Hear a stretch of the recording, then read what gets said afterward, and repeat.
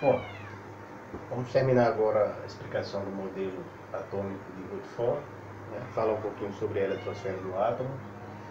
Então, a eletrosfera é a parte externa do átomo, aqui ocupa o maior espaço, ou seja, ela é cerca de 10.000 a 100.000 vezes maior do que o núcleo do átomo. É algo muito grande, né, para o tamanho, para a dimensão do átomo. E a eletrosfera ela é constituída por algumas órbitas que vão variar de acordo com o tipo de átomo que a gente tem, ou seja, com o tipo de elemento químico que a gente está analisando, né?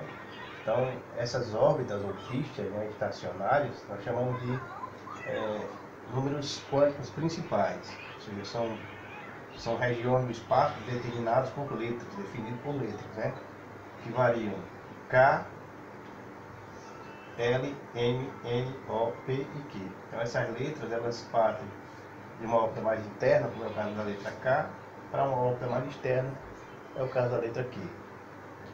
O que a gente pode verificar é que essas órbitas elas suportam o número máximo de elétrons, né? Se você for analisar aqui do nível mais interno, o menos energético, até o mais externo, que é o mais energético, você vai ver que na camada K nós temos 2 elétrons no máximo, né? A camada comporta no máximo 2 elétrons. A camada L você pode colocar até 8. A M você pode colocar até 18. A N 32. A O 32. A P 18 e a Q 8. Quando eu digo pode colocar, é porque tem um número máximo, né? Mas não tem um número mínimo. Você pode colocar o número que você quiser, ou que você puder, desde que seja menos do que o número máximo permitido. Então, se na camada K eu posso colocar 2, eu poderia colocar também 1. Só não posso colocar 3. Na camada L eu posso colocar 8, posso colocar 7, posso colocar 6. Eu não posso colocar 9. E assim por diante. Tá certo? Então, esses são chamados níveis de energia.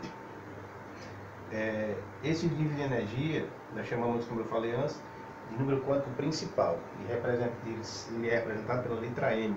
Certo? Então, a letra M representa o número quântico principal.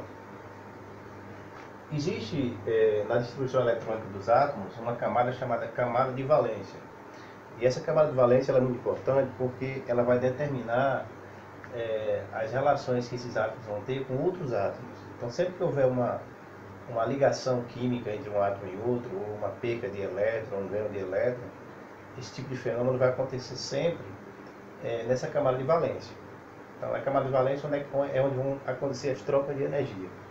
Certo? Então você vai ter, por exemplo, um átomo perdendo elétron, ele vai perder elétron por onde? Pela camada de valência. Vai ter um átomo ganhando elétron, ele vai ganhar elétron por onde? Pela camada de valência. Tá certo? Então a camada de valência é a última camada na distribuição eletrônica.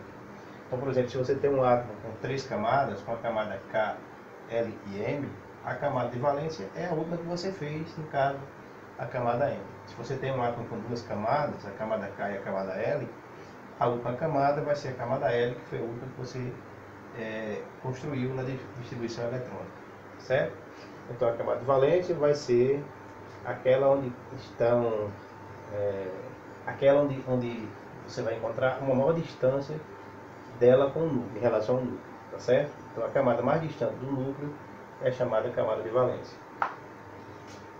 Aqui eu coloquei um exemplo para a gente entender mais ou menos como é que se faz isso, como é que a gente determina o número de elétrons que a gente pode colocar em cada camada. Eu coloquei um exemplo aqui do átomo de nitrogênio, né? Então, seja um átomo de nitrogênio com o número atômico Z igual a 7, então quantos elétrons existem na camada de valência? Então, para você saber disso, né, você vai ter que fazer uma ligeira distribuição eletrônica. Essa distribuição eletrônica como é que é feita? Você vai criar as camadas. Então você vai ter aqui uma camada K, por exemplo, e uma camada L, certo? Já sabe que na camada K você pode colocar até quantos elétrons? Até 2. Então você coloca 2 elétrons na camada K, não é isso? E para você completar 7 elétrons, você precisa de mais 5. Veja que eu falei para você. Na camada L você pode colocar até 8, mas você só precisa de 5 para completar 7.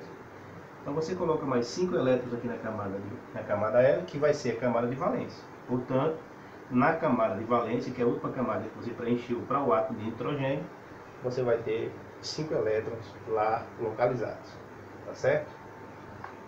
Então é aí a explicação da estrutura atômica, do modelo atômico do átomo de Rutherford.